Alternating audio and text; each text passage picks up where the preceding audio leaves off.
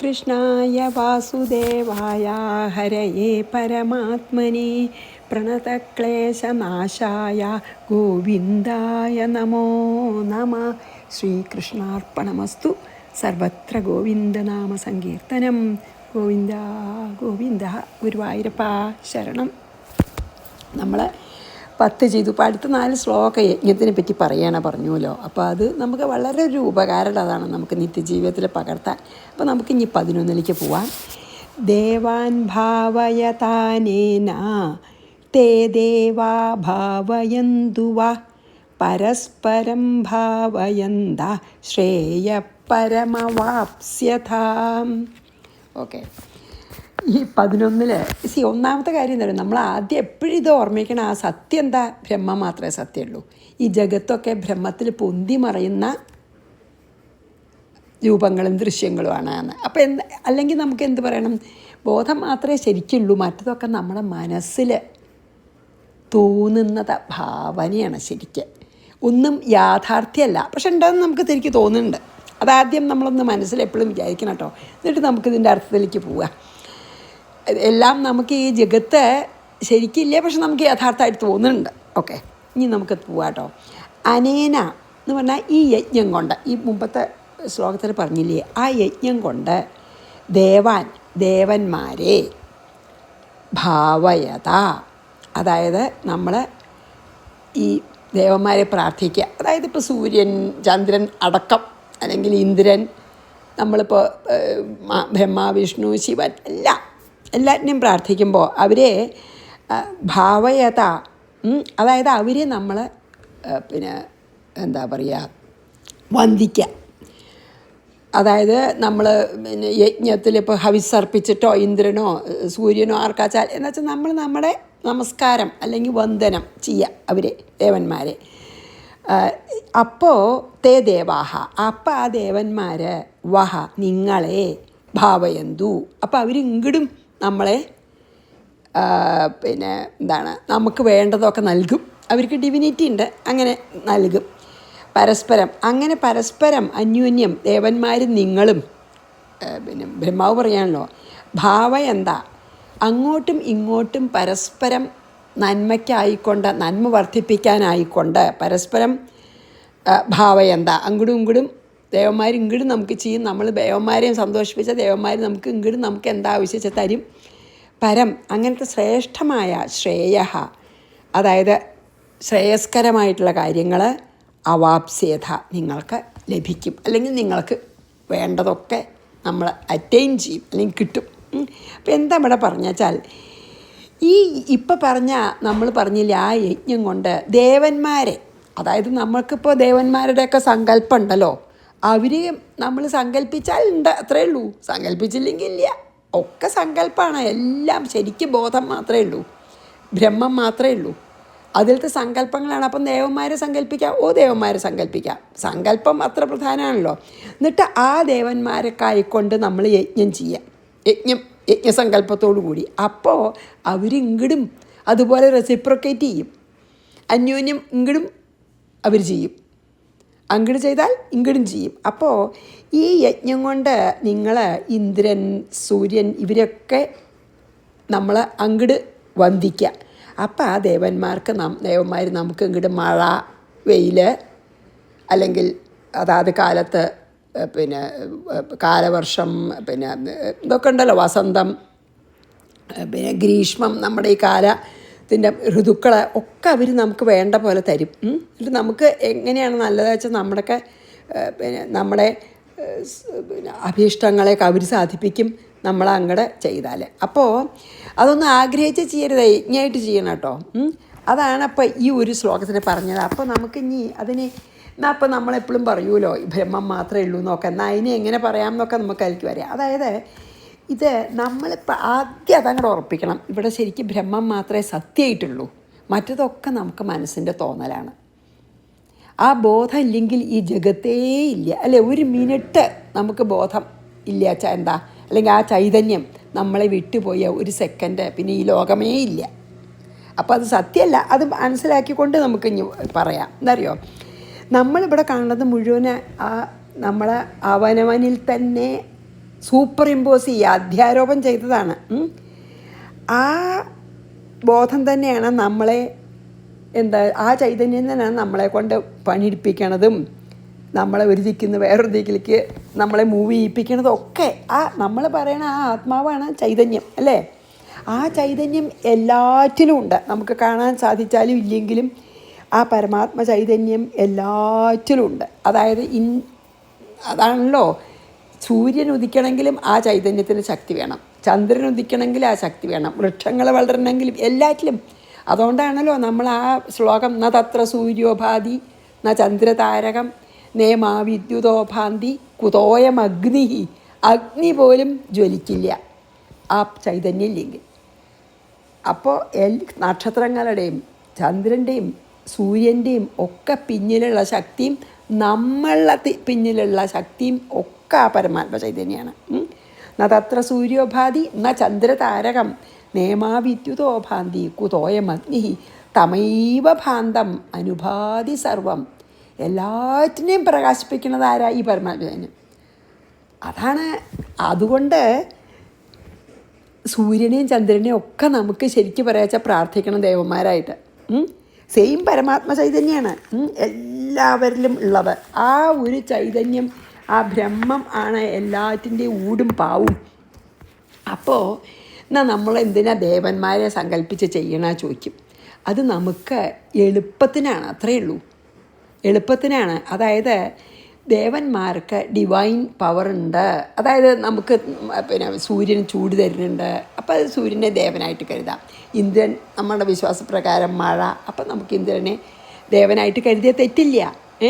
അതെന്താ വെച്ചാൽ നമ്മൾക്ക് ആ ട്രൂത്ത് എക്സ്പീരിയൻസ് ചെയ്യാനാണ്. എന്താ അറിയോ, ഈ പരമാത്മ ചൈതന്യത്തിനെ തന്നെയാണ് നമ്മൾ ആരാധിക്കണം. പക്ഷേ സൂര്യനിൽ കൂടിയോ ഇന്ദ്രനിൽ കൂടിയോ നമുക്ക് ബഹുമാനമുള്ള ഒരാളിൽ കൂടിയോ, അതാണല്ലോ ഗുരു, നമുക്ക് ബഹുമാനമുള്ള ഒരാളിൽ കൂടിയോ നമുക്ക് ധ്യാനിക്കാം ആ പരമാത്മ ചൈതന്യത്തിനെ. എളുപ്പത്തിനാണ്, കാണൂലോ. ബ്രഹ്മത്തിനെ കാണാൻ പറ്റില്ല, പരമാത്മ ചൈതന്യത്തിനെ കാണാൻ പറ്റില്ല. അപ്പോൾ സാധാരണക്കാർക്ക് എളുപ്പത്തിനാണ് അങ്ങനെ പറയണത്. അപ്പോൾ ഈ ഡിവൈൻ സങ്കല്പം ഉണ്ടല്ലോ, അത് ദേവദാസിൻ്റെ, അതായത് ഈ എല്ലാ ദേവതമാരെയും നമ്മളൊരു സങ്കല്പം ഉണ്ടല്ലോ, പരമാത്മശക്തി പരമാത്മ ചൈതന്യത്തിനെയാണ് എങ്കിൽ പോലും നമുക്ക് കാണാൻ പറ്റുന്ന തരത്തിലുള്ളത് എന്തെങ്കിലും ആണെങ്കിൽ എളുപ്പമുണ്ടല്ലോ. അതുകൊണ്ടാണ് സൂര്യനെയൊക്കെ പ്രകൃതിയിലത്തെ. അങ്ങനെയാണെങ്കിൽ ഭഗവാൻ തന്നെ പറയേണ്ടത് ചെയ്തോളൂ, അവരുടെ പിന്നിലുള്ളത് ഞാൻ തന്നെ, എൻ്റെ വിഭൂതിയാണ് അവർ കാണിക്കണത് എന്ന് പറയുന്നുണ്ട് 10ാമത്തെ അധ്യായത്തിലും ഗീതയുടെ 15ാമത്തെ അധ്യായത്തിൽ പുരുഷോത്തമ യോഗത്തിലൊക്കെ അത് പറയുന്നുണ്ട്.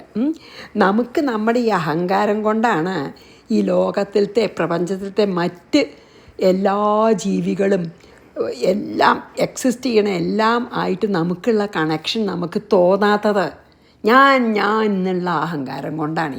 ശരിക്കും എല്ലാം ഇൻ്റർ കണക്റ്റഡാണ്, അല്ലാണ്ട് ഇവിടെ ഒന്നുമില്ല. ആലോചിച്ച് നോക്കൂ, സൂര്യൻ ഇല്ലാച്ചാൽ നമുക്ക് 2 ദിവസം സൂര്യൻ ഇല്ലെങ്കിൽ എന്താ, അല്ലെങ്കിൽ വായു ചലിക്കണ്ടെന്ന് നിശ്ചയിച്ചു, വായു ഇല്ലെങ്കിൽ എന്താ ഉണ്ടാവുക, വെള്ളം ഇല്ലെങ്കിൽ എന്താ ഉണ്ടാവുക. അപ്പം നമ്മൾ അത്രയ്ക്കും അവരൊക്കെ ഡിപ്പെൻഡ് ചെയ്യുന്നുണ്ട്, സൂര്യനെയും വായുവിനെയും വെള്ളത്തിനെയും ഒക്കെ. അതൊക്കെ ആരാ തരണേ? ആ പരമാത്മ ചൈതന്യം. അപ്പം നമ്മളത് റിയലൈസ് ചെയ്യാതിരിക്കുകയാണ്. ഇന്ന് നമുക്ക് തരാനുള്ള ശക്തി അവർക്ക് കൊടുത്തത് മുഴുവൻ ആ പരമാത്മ ചൈതന്യമാണ്. അതേ പരമാത്മ ചൈതന്യമാണ് നമ്മുടെ ഉള്ളിലും, ഒരു ഉറുമ്പിൻ്റെ ഉള്ളിലും. അപ്പം നമുക്ക് എല്ലാവരായിട്ടും ഒരേ ബന്ധം ആലോചിച്ച് നോക്കിയാൽ, ഒരു ഉറുമ്പായിട്ടും സൂര്യഭഗവാനായിട്ടും സ്വന്തം മക്കളായിട്ടും ഒക്കെ ഒരേ ബന്ധം. നമ്മൾ വി ആർ ഇൻ്റർ കണക്റ്റഡ് സോ മച്ച്, ഒരുപോലെ. അത് നല്ലോണം നമ്മൾ മനസ്സിലാക്കിയാൽ നമുക്ക് ആരെ വേണമെങ്കിൽ നമുക്ക് ഈശ്വരനായിട്ട് കണ്ടിട്ട് പ്രാർത്ഥിക്കാം. ആർക്ക് വേണ്ടി യജ്ഞം ചെയ്യാം അല്ലേ? അവരെ ഈശ്വരനായിട്ട് കാണണം, പരമാത്മ ചൈതന്യമാണ് അവരുടെ ഉള്ളിലെന്ന് കാണണം കേട്ടോ. അങ്ങനെ അതാണ് ഇതിൽ പറയുന്നത്. വളരെ ശരിയായിട്ടുള്ളൊരു കാര്യം ഇതാണ് യജ്ഞരഹസ്യം. എല്ലാറ്റിലും ആ പരമാത്മ ചൈതന്യത്തിനെ, ബ്രഹ്മത്തിനെ കാണുക. എന്നിട്ട് നമ്മളൊക്കെ ആ ഉള്ളിലുള്ള ആ ഒരു ത്രെഡ് ഉണ്ടല്ലോ, ആ നൂല് നമ്മളുടെ എല്ലാം ഒന്നാണ്. നമ്മളൊക്കെ ആ പരമാത്മ ചൈതന്യമാകുന്ന നൂലിൽ കെട്ടിയിട്ടിരിക്കുകയാണ് എല്ലാം, ഈ കാണുന്ന ദൃശ്യപ്രപഞ്ചം മുഴുവൻ. അപ്പം നമ്മളെല്ലാവരും അങ്ങോട്ടും ഇങ്ങോട്ടും ഭയങ്കര കണക്റ്റഡ് അല്ലേ? അതാണത്രേ കർമ്മയോഗ രഹസ്യം. അപ്പം നമ്മൾ ചെയ്യണതെല്ലാം പ്രപഞ്ചത്തിന് വേണ്ടിയിട്ടാണ്. ഈ ഒരു അറിവ് നമ്മളെ എല്ലാറ്റിൻ്റെ ഉള്ളിലും പ്രകാശിക്കുന്നത് ഒരേ പരമാത്മ ചൈതന്യമാണെന്നുള്ളതും ഈ കർമ്മയോഗത്തിൻ്റെ ഈ രഹസ്യവും കർമ്മ എങ്ങനെ യജ്ഞമാക്കുക എന്നുള്ള രഹസ്യവും അറിയില്ലെങ്കിൽ, അല്ലെങ്കിൽ അതിനെ ആക്സെപ്റ്റ് ചെയ്യാൻ ശ്രമിച്ചില്ലെങ്കിൽ വളരെ വിഷമമാണ്. അതും തന്നെയാണ് നമുക്ക് ഈ ദേവഭാവനയൊക്കെ ഉണ്ടാവണതേ. അതായത് അതുകൊണ്ടാണ് നമ്മൾ ആ ദൈവത്തിൻ്റെ പിന്നിലും ഇതന്നെയാണ്, അല്ലെങ്കിൽ നല്ലൊരു ഗുരുവിൻ്റെ ഉള്ളിലുള്ളത് എന്താണെന്ന് വിചാരിച്ചിട്ടാണ് നമ്മൾ ചെയ്യണത്. അപ്പോൾ ഭഗവാൻ പറയണത് എന്താ വെച്ചാൽ, നമ്മൾ ശരിക്കും പറയാച്ചാൽ അതിൽ സന്തോഷിക്കണം. നമ്മളെല്ലാവരായിട്ട് കണക്റ്റഡാണ്. നമ്മളെ കണക്ട് ചെയ്യുന്നത് ആ സെയിം പരമാത്മ ചൈതന്യമാണ്. അതുകൊണ്ടാണ് ഈ യജ്ഞങ്ങളൊക്കെ ചെയ്യണമെന്ന് പറയണത്. ദേവയജ്ഞം, പിതൃയജ്ഞം, ഭൂതയജ്ഞം, ഇല്ലേ, മനുഷ്യൻ ഒക്കെ നമ്മൾ ബ്രഹ്മയജ്ഞങ്ങളൊക്കെ പറയുന്നുണ്ടല്ലോ. ചെയ്യണം, പഞ്ചയജ്ഞങ്ങൾ ചെയ്യണം എന്നൊക്കെ നമ്മൾ പലപ്പോഴും നമ്മളിത് വായിക്കുമ്പോൾ തന്നെ നമ്മൾ പറഞ്ഞതുകൊണ്ട് പഞ്ചയജ്ഞത്തിനെ പറ്റിയിട്ടൊക്കെ ആദ്യത്തെ അധ്യായത്തിലോ രണ്ടാമത്തെ അധ്യായത്തിലൊക്കെ പറഞ്ഞു നമ്മൾ പഞ്ചയജ്ഞങ്ങൾ എന്താണ്, അല്ലേ, അത് എന്താണ് ആ പഞ്ചയജ്ഞങ്ങൾ. അതായത്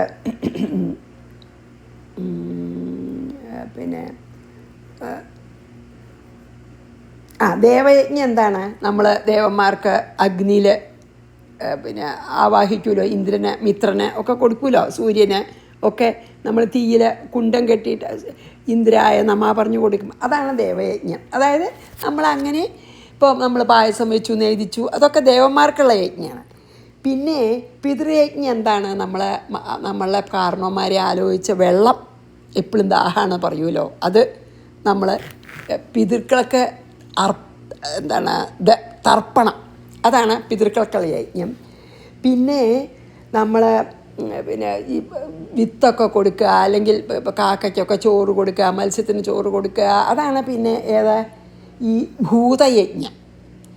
ആദ്യം ദേവയജ്ഞം നമ്മൾ സാധാരണ ഈശ്വരനെ നേദിക്കുകയൊക്കെ ചെയ്യുമല്ലോ, അത് ദേവയജ്ഞം. പിതൃക്കൾക്ക് ശ്രാദ്ധം അല്ലെങ്കിൽ തർപ്പണം, അത് പിതൃയജ്ഞം. പിന്നെ ഈ പക്ഷികൾക്കും മൃഗങ്ങൾക്കും ഒക്കെ കൊടുക്കുന്നതാണ് ഭൂതയജ്ഞം.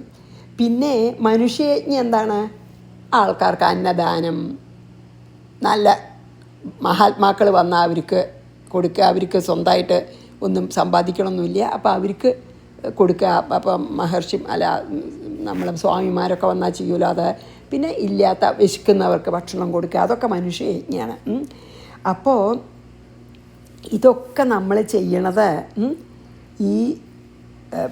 ഇത് വിചാരിച്ചിട്ടാണ് ശരിക്കും നമ്മളോട് ചെയ്യാൻ പറയണത്. കാരണം നമ്മളെല്ലാം ഇൻ്റർ കണക്റ്റഡാണ്. അപ്പോൾ എല്ലാവരോടും നമുക്ക് കൃതജ്ഞത വേണം ഓരോ മിനിറ്റ് നമ്മൾ ജീവിക്കുമ്പോഴും. അതാണ് അതുകൊണ്ടാണ് അങ്ങനെ പറയണത്. പിന്നെ ഇതൊക്കെ നമ്മളെ മനസ്സിലാണ്. ദ മോമെൻറ്റ് നമുക്ക് ആ ചൈതന്യം നമ്മളിൽ നിന്ന് പ്രത്യക്ഷപ്പെട്ടാൽ നമുക്ക് ഈ ലോകമില്ല, ദേവന്മാരില്ല, ഒന്നുമില്ല. അപ്പോൾ അല്ലെങ്കിൽ നമ്മളിപ്പോൾ നോക്കൂ, ഈശ്വര ഗുരുവായൂരപ്പ എന്ന് പറഞ്ഞ് നമ്മളെ ആ കൃഷ്ണനെ ഇങ്ങനെ ആലോചിക്കണ്ട. പക്ഷേ എൻ്റെ ഈ ചൈതന്യം എൻ്റെ ഉള്ളിൽ നിന്ന് പോയാൽ പിന്നെ ആ ബ്രഹ്മം മാത്രമേ ഉള്ളൂ, ആ കൃഷ്ണനും ഇല്ല. അപ്പോൾ ഒക്കെ നമ്മുടെ ഈ ആ മനസ്സിലാണ്, നമ്മുടെ മനസ്സിലെ എല്ലാം ഇങ്ങനെ, അതായത് നമ്മുടെ ആ ആത്മാവിൽ അധ്യാരോപം ചെയ്തിരിക്കുകയാണ്, സൂപ്പർ ഇമ്പോസ് ചെയ്തിരിക്കുകയാണ് ഈ ലോകം മുഴുവൻ, പ്രപഞ്ചം മുഴുവൻ. അത് മനസ്സിലാക്കിക്കൊണ്ട് വേണം ഇതിൻ്റെ പിന്നിലുള്ള, ഈ ലോകത്തിൻ്റെ പിന്നിലുള്ള ആ പരമാത്മ ചൈതന്യത്തെ നമ്മൾ ആരാധിക്കുകയാണ്. ത്രൂ നമ്മൾ എന്തൊക്കെയാണ് കാണുന്ന വെച്ചാൽ അതിൽ കൂടെ. കാണാത്തതും ഭാവനയിലും, കാണുന്ന സൂര്യനെ ആവാം, കാണാത്ത ഭാവനയിലുള്ള കൃഷ്ണനെയും ശിവനെയും ഭഗവതിയും ഇന്ദ്രനെയും മിത്രനെയും ഒക്കെ ആവാം.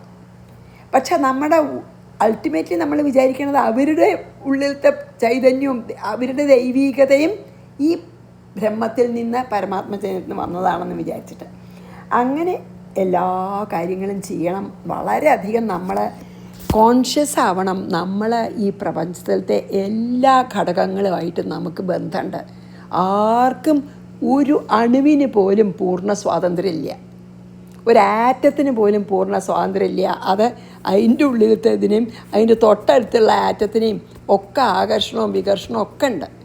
ഒരു കുഞ്ഞ് അണുവിന് പോലും സ്വാതന്ത്ര്യമില്ല. അപ്പം നമുക്ക് സ്വാതന്ത്ര്യം ഉണ്ടോ? ഇല്ല. നമ്മളെല്ലാം കടപ്പെട്ടിരിക്കുന്നു, അങ്ങോട്ടും ഇങ്ങോട്ടും എല്ലാവരും. എന്താ കാരണം? ഒരേ നൂലാണ് നമ്മൾ കൂടെ പോണത്.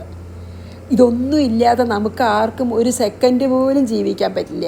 വായു ഭഗവാൻ തരണതാണ്, സൂര്യവെളിച്ചം, ജലം, ആലോചിച്ച് നോക്കൂ, അതന്നെ നോക്കിയാൽ മതി. പിന്നെ ബാക്കി നമ്മൾ കഴിഞ്ഞ ശ്ലോകത്തിൽ പറഞ്ഞില്ലേ, പൂമ്പാറ്റ സഹായിക്കണു, പക്ഷികളെ സഹായിക്കണു, മനുഷ്യന്മാരെ സഹായിക്കണു, ഒന്നും നമ്മളറിയാതെയാണ്. അതുകൊണ്ടാണ് പഞ്ചയജ്ഞങ്ങൾ അത്ര പ്രധാനമാണ്.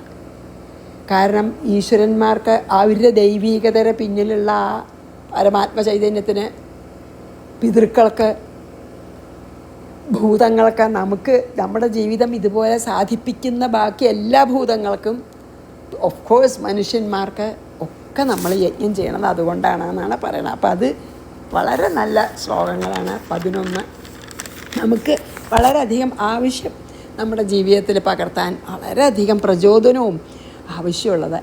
ദേവാൻ ഭാവയതാനേന തേ ദേവാ ഭാവയന്തുവ. അതായത് നമ്മൾ ദേവന്മാരെ ഭാവനയിൽ, സങ്കല്പത്തിൽ, യജ്ഞസങ്കല്പം ചെയ്ത് അവർക്ക് ചെയ്താൽ അവർ നമുക്ക് തിരിച്ച് ചെയ്യും. അതാണ് പറയണത്. അപ്പം അവരും നമ്മളോട് പ്രസാദിക്കും. അതുകൊണ്ടാണ് നമ്മൾ അങ്ങനെ അവർക്ക്, പക്ഷേ ഫലാപേക്ഷ ഇല്ലാതെ എന്നെ പരമാത്മ ചൈതന്യം ചെയ്യിക്കുകയാണെന്ന് വിചാരിച്ച് ഫലാപേക്ഷ ഇല്ലാതെ ഞാൻ ഈ ദേവന് കൊടുക്കുന്ന ആ പരമാത്മ ചൈതന്യത്തിൽ തന്നെ എത്തുന്നു എന്ന് സങ്കല്പിച്ച് ചെയ്താൽ വളരെ വിശേഷമായി എന്നാണ് പറയുന്നത്. ഓക്കെ. പരസ്പരം ഭാവയന്ത, അതാണ് എങ്കിലും ഭാവയന്ത, ശ്രേയ പരമവാപ്സ്യത. അപ്പോൾ നമ്മൾ ശ്രേയസിനെ പ്രാപിക്കും. വാക്കിൻ്റെ അർത്ഥം അത്രയേ ഉള്ളൂ, പക്ഷെ അതിന് ഒരുപാട് അർത്ഥമുണ്ട് അല്ലേ. ഇനി നമുക്ക് 12 നമ്മൾ 11 ചെയ്തത്. ഇനി നമുക്ക് 12 ചെയ്യാം കേട്ടോ. 12 വായിക്കട്ടെ കേട്ടോ. 12 വായിക്കാം. ഇഷ്ടാൻ ഭോഗാൻ ഹിവോ ദേവാ ദാസ്യന്തേ യജ്ഞഭാവിതാഃ തൈർദത്താനപ്രദായേഭ്യോ യോ ഭുങ്ക്തേസ്തേന ഏവ സാ. 12 നമുക്ക് അർത്ഥം നോക്കാം. ഇതിനൊക്കെ വലിയ അർത്ഥമാണ്. നമുക്കിത് വായിക്കുമ്പോഴേട്ടോ അതൊക്കെ ഇത്ര ഗഹനായിട്ടുള്ള അർത്ഥം ഉണ്ടെന്ന് നമുക്ക് ഒരിക്കലും നമ്മൾ വിചാരിക്കില്ല വാക്യാർത്ഥം നോക്കുമ്പോൾ.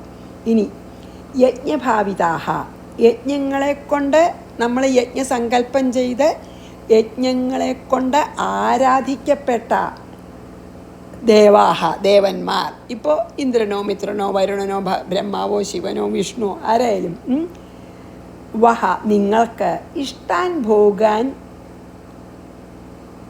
ദാസ്യതേ, നിങ്ങൾക്ക് ഇഷ്ടമുള്ള നിങ്ങളുടെ ആവശ്യത്തിനുള്ളതും നിങ്ങൾക്ക് അതുകൊണ്ട് നിങ്ങളുടെ ജീവിതം എളുപ്പമാകുന്ന തരത്തിലുള്ള എല്ലാ കാര്യങ്ങളും അവർ തരും. നമ്മളവരെ യജ്ഞസങ്കല്പത്തോടു കൂടി ചെയ്താൽ, അവർക്കായിട്ട്, അതായത് അവരുടെ ഉള്ളിലുള്ള പരമാത്മാവിനെ തന്നെ കണ്ട് അവർക്ക് നമ്മൾ അർപ്പിച്ചാൽ, എല്ലാം ചെയ്താൽ അവർ നമുക്ക് വേണ്ടതും തരുന്ന. അതുകൊണ്ട് തൈഹി അവരാൽ, മീൻസ് ദേവന്മാരാൽ, ദത്താൻ അതായത് തന്നിട്ടുള്ള നമ്മൾക്ക് ദേവന്മാർ ഇപ്പോൾ നമുക്ക് വെള്ളം തന്നിട്ടാണല്ലോ കൃഷിയൊക്കെ, അപ്പോൾ നമുക്ക് തരുന്ന ഭക്ഷണമൊക്കെ, എല്ലാ കാര്യങ്ങളും, എല്ലാ സാധനങ്ങളും ഏഭ്യ ഈ ദേവന്മാർക്ക് പിന്നെ അപ്രദായ കൊടുക്കാതെ അവർ തരണതാണേ. അപ്പോൾ അവർക്ക്, അതുകൊണ്ടാണ് പഞ്ചയജ്ഞം വേണം പറയണത്. അവർക്ക് നമുക്കൊരു കൃതജ്ഞത വേണ്ടേ? നമുക്ക് തന്നത് ദേവന്മാരാണ്, അപ്പോൾ ദേവന്മാർക്ക് തിരിച്ചു കൊടുക്കുക. അതാണ് ദേവയജ്ഞം, പിതൃയജ്ഞം, ഭൂതയജ്ഞം, മനുഷ്യയജ്ഞം. എല്ലാവരും കാരണം നമുക്ക് ജീവിക്കാൻ പറ്റുന്നത്. അതുകൊണ്ടാണ് അങ്ങനെ അപ്രദായ കൊടുക്കാഞ്ഞാൽ യാതൊരുവനാണ് കൊടുക്കാതെ സ്വാർത്ഥത്തോടു കൂടി ഭുങ്ക്തെ സ്വയം അനുഭവിക്കുന്നത്, സഹ അവൻ എന്താ പറയണറിയോ, സ്തേന ഏവ കള്ളനാണെന്ന് തന്നെ പറയുന്നുണ്ട് ഭഗവാൻ. സ്തേന ഏവാസ, അങ്ങനെ ചെയ്യുന്ന ആള് ഈ പഞ്ചയജ്ഞങ്ങൾ ചെയ്യാതെ അവനവന് ഇതൊക്കെ എനിക്ക് കിട്ടിയതാണ്, എൻ്റെ ആണെന്ന് വിചാരിച്ച് ആരനുഭവിക്കണോ മറ്റുള്ളവർക്കൊന്നും കൊടുക്കാതെ അവർ മൃഗങ്ങൾക്കും മനുഷ്യർക്കും ഈവൻ നമ്മുടെ പിന്നെ ബഹുമാനവും വന്ദനവും ദേവന്മാർക്കും പിതൃക്കൾക്കും ഒന്നും കൊടുക്കാത്തവരൊക്കെ കള്ളന്മാർ തന്നെയാണെന്ന്. കാരണം അവർ കാരണമാണ് ഇതൊക്കെ നമുക്ക് കിട്ടുന്നത്. Everybody is inter connected. ആരും സ്വതന്ത്രരല്ല. അപ്പം നമുക്ക് എന്ത് ലഭിക്കുന്നുണ്ടെങ്കിലും അതിൽ നന്ദി പറയാനേ ഉള്ളൂ. നമ്മൾ തന്നെയല്ല ഒന്നും ഉണ്ടാക്കണത് അനുഭവിക്കണത് എന്നാണ് പറയണത്. അതായത് ഈ ഒരു യൂണിവേഴ്സ് സത്യം പറഞ്ഞു വെച്ചാൽ പ്രപഞ്ചം വളരെ നല്ലൊരു ഉദാഹരണമാണ്. എന്തിന്? സഹകരണത്തിനും പരസ്പര കരുതലിനും. പരസ്പരമായിട്ട് അങ്ങോട്ടും ഇങ്ങോട്ടുമുള്ള ആ ഒരു ഒരു കെയർ, അതിനും സഹകരണത്തിനും ഒരു ശരിക്ക് ഏറ്റവും നല്ല എക്സാമ്പിൾ നമ്മളെ നാല് പുറമുള്ള പ്രപഞ്ചമാണ്. It's a excellent example of cooperation and harmonious existence. ആ പരസ്പര കരുതലോടെയുള്ള ജീവിതം ഉണ്ടല്ലോ, അത് നമുക്ക് മനുഷ്യന്മാരെ നോക്കണ്ട, പുറത്തുള്ള പ്രപഞ്ചം നോക്കിയാൽ ഇറ്റ്സ് എൻ എക്സലൻറ്റ് എക്സാമ്പിൾ എന്നാണ് പറയുന്നത്. അതായത് ഈവൻ ദ ആറ്റത്തിന് തന്നെ ഒരു മുഴുവൻ ഫ്രീഡം ഇല്ല, പൂർണ്ണ സ്വാതന്ത്ര്യം ഇല്ല. എല്ലാം അങ്ങോട്ടും ഇങ്ങോട്ടും ഇൻ്റർ കണക്റ്റഡ് ആണ് എല്ലാം. അപ്പോൾ ഈ പ്രപഞ്ചത്തിലത്തെ എല്ലാവരും സ്വധർമ്മം ചെയ്യുന്നുണ്ട്. സൂര്യൻ രാവിലെ ഉദിക്കണു, വൈകുന്നേരം അസ്തമിക്കണു. മഴക്കാലത്ത് വേണ്ട കാലത്ത് മഴ പെയ്യണു. ചന്ദ്രൻ വെളിച്ചം തരുന്നു രാത്രി. കാറ്റ് വീശണു ഇല്ലേ? എല്ലാവരും അവനവൻ്റെ സ്വധർമ്മം ചെയ്യുന്നുണ്ട്. എന്താ ദേവന്മാരുടെയൊക്കെ സ്വധർമ്മം അവർ ചെയ്യുന്നുണ്ട്. അതുകൊണ്ടാണ് നമ്മൾ അങ്ങോട്ടും ചെയ്യണം പറയണത്.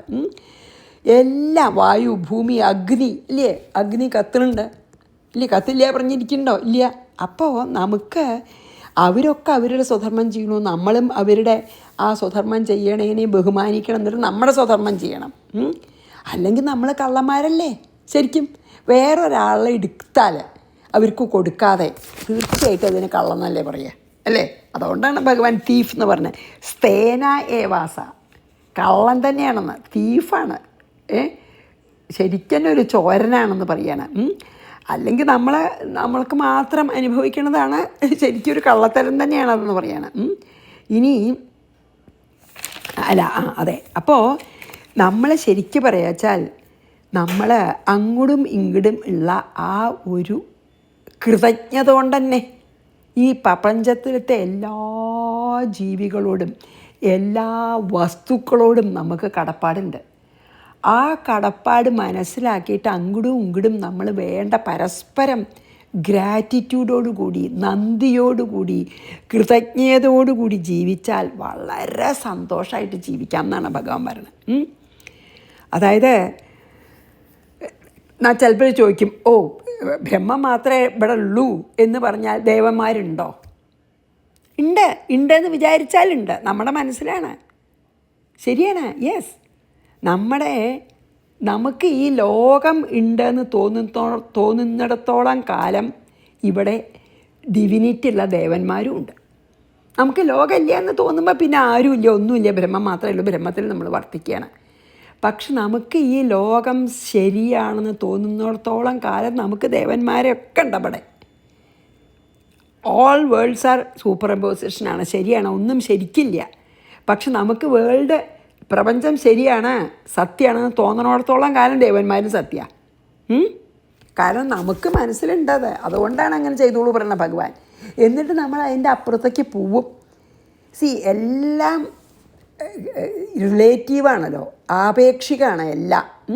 Everything is relative existence. So ദേവന്മാർ നമ്മളൊക്കെ കാണണം. നമുക്കിപ്പോൾ ഈ ലോകം ശരിയാണ് തോന്നുന്നുണ്ടെങ്കിൽ ഇത് നടത്തുന്നവരൊക്കെ ശരിയാണ് അല്ലേ? അതാണ് പറയണത്. അപ്പോൾ എന്താ ഭഗവാൻ പറയണ വെച്ചാൽ, നിങ്ങളെല്ലാ കർമ്മങ്ങളും യജ്ഞമായി ചെയ്യൂ. And be happy with a mutual gratitude. അങ്ങോട്ടും ഇങ്ങോട്ടുമുള്ള പരസ്പരമുള്ള നന്ദിയും കൃതജ്ഞതയും കൊണ്ട് നിങ്ങൾ ഹാപ്പിയാവും. ഈ ഗ്രാറ്റിറ്റ്യൂഡ്, ഈ നന്ദി കാണിക്കാത്തവർ ആണ് കള്ളന്മാർ. അവരെല്ലാം അനുഭവിക്കണമുണ്ട്, തിരിച്ചൊന്നും കൊടുക്കാൻ തയ്യാറുമല്ല അല്ലേ? ഇപ്പം പ്രകൃതി തന്നെ നമുക്ക് എന്തൊക്കെ തരണു. വായു തരണു, വെള്ളം തരണു, വെളിച്ചം തരണു. ഒന്നും നമ്മളെ തിരിച്ചൊരു ഒരു വന്ദനം പോലും കൊടുക്കണില്ലെങ്കിലോ? അങ്ങനെ ഇല്ലാത്ത ആൾ തീർച്ചയായിട്ടും ഒരു കള്ളനാണെന്നാണ് പറയണത്. പിന്നെ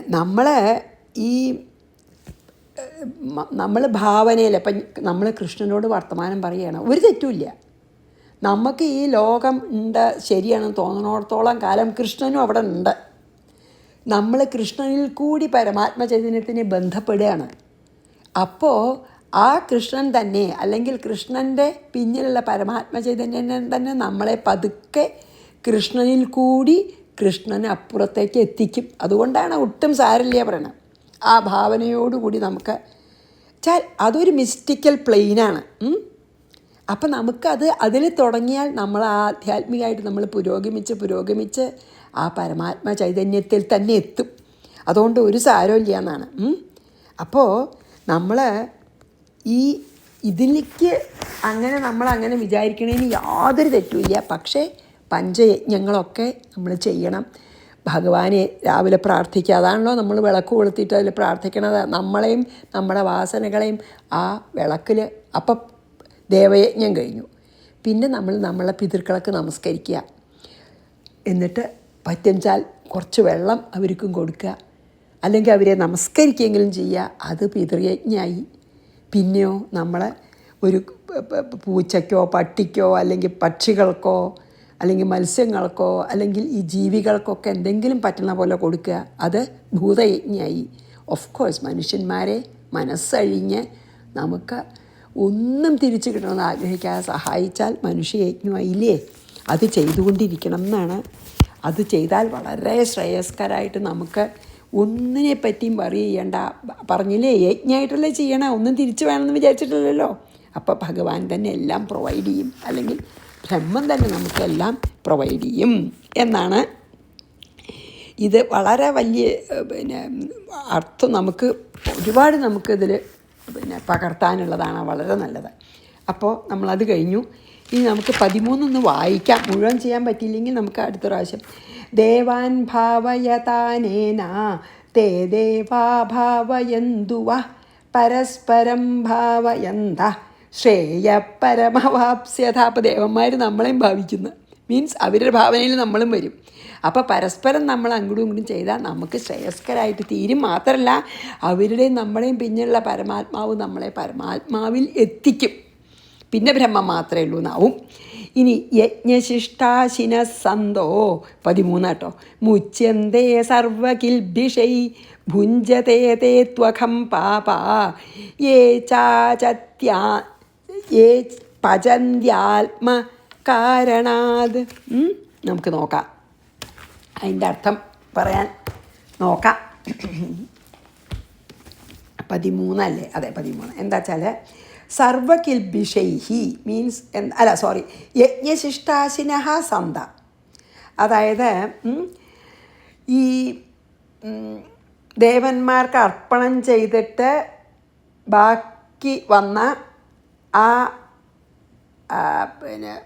എന്താണ് നമ്മൾ അർപ്പിച്ചാൽ അതിൽ ബാക്കി വന്നതിനെ ഭൂമിക്ക് നൽകുന്ന യജ്ഞം ചെയ്തതിന് ശേഷം ആ യജ്ഞപ്രസാദം കഴിക്കുന്ന ആൾക്കാർ. യജ്ഞശിഷ്ടാശിന സന്ത പറഞ്ഞ നല്ല ആൾക്കാർ, മീൻസ് സത്തുക്കൾ, മീൻസ് സാത്വികന്മാർ.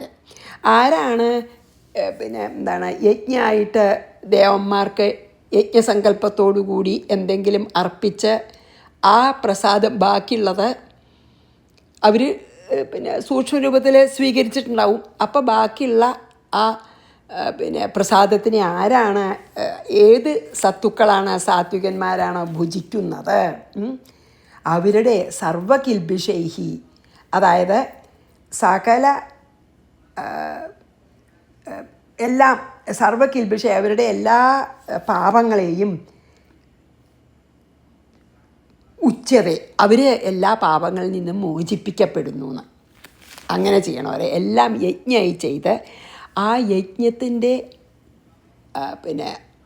പ്രസാദം ആരാണ് ആ നല്ല യജ്ഞസങ്കല്പത്തോടുകൂടി ചെയ്ത് ആ യജ്ഞപ്രസാദം ഭുജിക്കുന്ന അവരുടെ എല്ലാ പാപങ്ങളും നശിക്കും. പിന്നെയോ ഏതു എന്നാൽ ഏവർ ആത്മകാരണാൽ ആരാണ് അവനവന് ഭുജിക്കാൻ വേണ്ടി മാത്രം ഉണ്ടാക്കി തന്നെ തിന്ന് ആർക്കും കൊടുക്കാതെ പചന്തി പറഞ്ഞാൽ പാകം ചെയ്യുക, കുക്ക് ചെയ്യുക അവനവന് വേണ്ടി മാത്രം.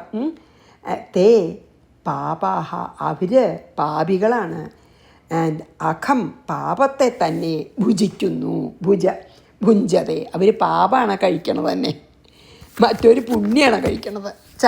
അത്രയ്ക്ക് പറയുന്നുണ്ട്. നമ്മൾ എല്ലാം എല്ലാവർക്കും കൂടി ചെയ്യേണ്ടതാണ് എന്ന് പറയണം. അതായത് ആർക്കാണ് ആത്മസാക്ഷാത്കാരം വേണമെന്ന് ആഗ്രഹമുള്ളത്, അവർ എല്ലാ കർമ്മങ്ങളും ഭഗവാനുള്ള ഒരു യജ്ഞമായിട്ട് തന്നെ, അല്ലെങ്കിൽ ഭഗവാന് വേണ്ടി അർപ്പിക്കുകയായിട്ട് തന്നെ ചെയ്യണം.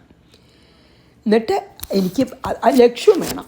ഒരു മുമുക്ഷുവിന് ലക്ഷ്യമുണ്ടല്ലോ, എനിക്ക് എത്താൻ ഭഗവാനിൽ നിന്നാണല്ലോ, പരമാത്മ ചൈതന്യമായിട്ട് പരമാത്മ സാക്ഷാത്കാരം വേണമെന്നാണല്ലോ. അങ്ങനെയുള്ളവർ ഇങ്ങനെ ചെയ്യുന്ന വേണമെന്ന്. എന്നാലേ പിന്നെ അങ്ങനെ ചെയ്ത് കഴിഞ്ഞ് ലഭിക്കണതൊക്കെ ഈശ്വരൻ്റെ പ്രസാദം. നമ്മൾ മുമ്പേ പറഞ്ഞല്ലോ, നമ്മൾ അങ്ങനെ ചെയ്തിട്ട് എല്ലാ കർമ്മങ്ങളും അങ്ങനെ ചെയ്തിട്ട് ഭഗവാൻ നമുക്ക് എന്ത് നൽകുന്നുവോ അതിൻ്റെ ഫലം, നമ്മൾ ഫലത്തിനെ പറ്റി ചിന്തിക്കുന്നില്ലല്ലോ.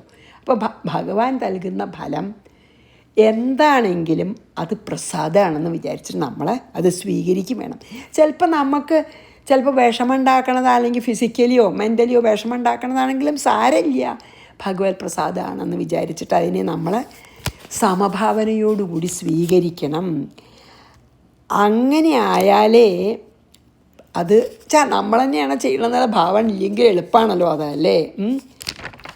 അങ്ങനെ ചെയ്താൽ അവർക്ക് എപ്പോഴും ഒരു ബുദ്ധിമുട്ടും ഉണ്ടാവില്ല എന്ന് മാത്രമല്ല, അവർ ആ ഭഗവാനെ അർപ്പിച്ചിട്ട് ഭഗവാന്റെ പ്രസാദം ആണ് ഇനി വരുന്നതൊക്കെ എന്ന് വിചാരിച്ച് സമഭാവനയോടുകൂടി അതിനെ നമുക്ക് വരുന്നതിനെ സ്വീകരിക്കുന്ന ആൾക്ക് ഒരു പാപമില്ല. എല്ലാ കർമ്മവാസനകളും ഒടുങ്ങും. അവർക്കിത് അവസാനത്തെ ജന്മാവും. അതാണ് പറയുന്നത്. എല്ലാ കിൽബിഷങ്ങളും പുണ്യവും പാപവും എല്ലാം ഒന്നും ഇല്ലാണ്ടാവും. പിന്നെ കർമ്മബന്ധനം ഇല്ല, അവർക്ക് മോക്ഷം കിട്ടുന്നു. അങ്ങനെയാണ്. അല്ലാതെ ചെയ്യണവരാണ് പാപികൾ. പാപത്തിനെ തിന്നണു അവർ, എനിക്ക് വേണ്ടി മാത്രം. പറഞ്ഞില്ലേ ഇപ്പോൾ ശ്ലോകത്തിൽ. അങ്ങനെയുള്ളവരൊക്കെ പാപികളാണെന്നാണ് പറയുന്നത്. അതായത് only when we share anything അത് പ്യൂരിഫൈഡ് ആവണുള്ളൂ. നമുക്ക് സ്വന്തമായിട്ട് പിടിച്ചു വയ്ക്കുമ്പോൾ അത് പാപം തന്നെയാണെന്നാണ് പറയണത്.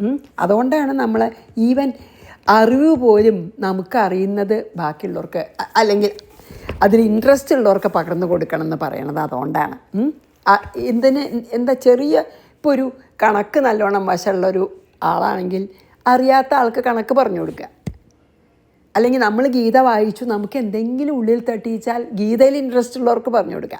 അതുപോലും അങ്ങനെയാണ്. അപ്പോൾ പിന്നെ ഭക്ഷണത്തിൻ്റെ കാര്യമൊന്നും പറയാനില്ലല്ലോ. അതായത് നമ്മൾ സ്വധർമ്മം ഈശ്വരാർപ്പണമായിട്ട് ചെയ്യുന്ന അത്രേ നമ്മളെ പ്യൂരിഫൈ ചെയ്യാൻ വേറെ ഒരു കാര്യത്തിനും പറ്റില്ല എന്നാണ് ഭഗവാൻ പറയണത്. അതാത് സമയത്ത് സ്വധർമ്മം ഈശ്വരാർപ്പണമായിട്ട് ചെയ്തോളൂ, നിങ്ങളുടെ മനസ്സ് ശുദ്ധമാവും, അതിൽ ജ്ഞാനം ഒരു വിഷമം ഇല്ലാണ്ട് ഉദിക്കും എന്നാണ് പറയണത്. അതാണ് ഇതിൽ ഈ പല ശ്ലോകങ്ങളിലും പറഞ്ഞത്. അപ്പോൾ നമുക്ക് സെയിം തിങ് തന്നെയാണ് പറയണത്. അപ്പോൾ ഇതിൽ പറഞ്ഞത് എന്താ വെച്ചാൽ, നമ്മളങ്ങനെ യജ്ഞസങ്കല്പത്തോടു കൂടി ചെയ്യുമ്പോൾ, ദേവന്മാർക്ക് അർപ്പിക്കുമ്പോൾ നമുക്ക് പിന്നെ ലഭിക്കുന്ന എന്തും ഈശ്വരപ്രസാദമാണ്. നമ്മൾ ഇന്നത് വേണമെന്ന് വിചാരിച്ചിട്ടില്ല ചെയ്തത്. അപ്പോൾ എന്താണ് പിന്നെ വരണത് വെച്ചാൽ അത് ഈശ്വരൻ്റെ പ്രസാദമാണ്. അതിന് സമചിത്തതയോട് കൂടിയിട്ട്, സമഭാവനയോടുകൂടി സ്വീകരിക്കുക. അപ്പം ദുഃഖം തോന്നുകയാണ്, നമ്മളെ ഫിസിക്കലിയോ മെൻ്റലിയോ വിഷമം തോന്നുന്നുണ്ടെങ്കിലും സാരമില്ല, അത് ഭഗവത് പ്രസാദമാണ്. അതിലെനിക്ക് ദുഃഖിക്കാനില്ല, എനിക്ക് വിഷമിക്കാനില്ല എന്ന് വിചാരിച്ച് അതിനെടുക്കണം എന്നാണ് പറയണത്. അല്ല എന്നാൽ ആ ആൾക്കാർക്ക് ഒരു പാപവും ഇല്ല. അവർക്ക് കർമ്മവാസന നശിച്ച, പാപം നശിച്ച ഭഗവാനിൽ ചേരും. അല്ലാത്തവരോ പാപം തന്നെ ഭുഞ്ചതേ തേ അകം. അല്ലാതെ ചെയ്യണവരെ പാപത്തിനെ ഭുജിക്കുന്നു, ഭജിക്കുന്നു, പാപത്തിനായിക്കൊണ്ട് കുക്കിക്കണു, പാപം തന്നെ ഭുജിക്കണു എന്ന് പറഞ്ഞു അല്ലേ. അപ്പം നമുക്ക് നിർത്താൻ ഇവിടെ കുറച്ച് 1 മിനിറ്റ് അധികമായിട്ടോ. യജ്ഞശിഷ്ടാശിന സന്തോ മുച്യന്തേ സർവകിൽബിഷൈ ഭുഞ്ചതേ തേ ത്വഖം പാപ യേ പചന്ത്യാത്മകാരണാൽ. അവനവനായിട്ട് ഭജിക്കുന്നവരെ, കുക്ക് ചെയ്യുന്നവരെ, മീൻസ് എല്ലാ കാര്യങ്ങളും എനിക്ക് വേണ്ടി മാത്രം ചെയ്യണവർ പാപികൾ തന്നെയാണ്, കള്ളന്മാരാണ് എന്ന് പറഞ്ഞ് ഇവിടെ നിർത്താം. ശ്രീകൃഷ്ണാർപ്പണമസ്തു. സർവത്ര ഗോവിന്ദനാമ സങ്കീർത്തനം. ഗോവിന്ദ ഗോവിന്ദ. സമസ്താപരാധം ക്ഷമസ്വമേ ഗുരുവായൂരപ്പ ശരണം.